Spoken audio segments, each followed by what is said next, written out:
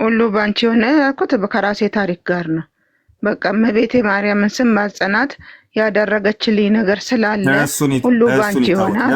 እሱን ይተውት። መጽሐፍ ቅዱስ ማስረጃ አለዎት? መጽሐፍ ቅዱስ ማስረጃ አለዎት? እሷ እኔ እኮ ይኸውልህ ወንድሜ፣ እኔ ከመጽሐፍ ቅዱስ ጋር አተያያዙ ከራሴ ታሪክ ጋር ነው እያልኩ ነው።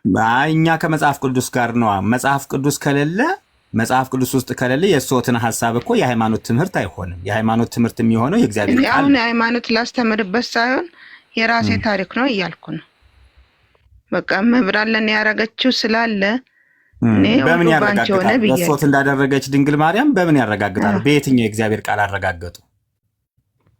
ወላዲተ አምላክ ደራሽ አራት ደርስልዎትም። እሱን ይተውትና በምን አረጋገጡ? መጽሐፍ ቅዱስ ክርስቲያን አይደሉ እርስዎት? መምህር ሙሴ አንዴ ይቅርታና፣ እሺ ማርያም ያረም ማንም ሰው እንዳይከፍት እነሱ እየተወያዩ ድጋሚ አለበዛት ታቸው ነው ታብታባርክ እሳቸው ጨርሱ። እንቀጥላለን ካንተ ጋርም በኋላ። እሺ የዓለም ቤዛ ናት የሚል ነው እዚህ ጋር የተቀመጠውና ሰዎት ክርስቲያን ከሆኑ ኦርቶዶክስ ከሆኑ ሁሉ በአንቺ ሆነ የሚል መጽሐፍ ቅዱስ አስተምሮ ላይ የለም። ሁሉ በእርሱ ሆነ ነው የሚለው። ከሆነውም እንኳን እንዳች ያለ እርሱ አልሆነም ይላል። ይሄ መጽሐፍ ቅዱስ ነው። የክርስቶስን ስም የክርስቶስን ግብር ወስደው ሁሉ በአንቺ ሆነ ማለት ኃጢአት አይደለም። መጽሐፍ ቅዱስ የሚለው ዘቦቱ ሁሉ ኮነ፣ ሁሉ በእርሱ ሆነ፣ ከሆነውም እንኳ አንዳች ያለ እርሱ አልሆነም ነው የሚለው። ይህንን ወስደው ሶትም ገድል ጻፉ። እሺ ወርደዋል።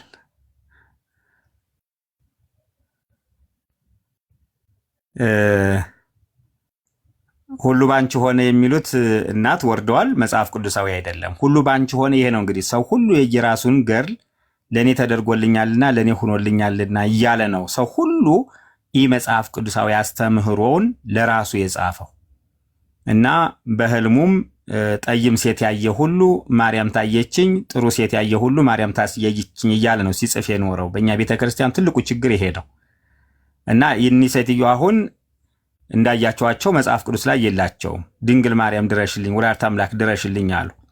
ሁሉ በአንቺ ሆነ የሚለው ቃል ዮሐንስ ወንጌል ምዕራፍ 1 ላይ ያለ ነው። ሁሉ በእርሱ ሆነ እንጂ በአንቺ ሆነ አይልም። ሁሉ በእርሱ ሆነ ነው የሚለው።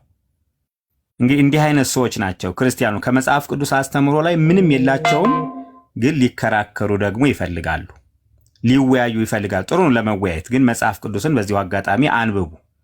ለምትጽፉትም ነገር ለማትፈልጋለሁኝ። ወንድሜ ተባረክልኝ።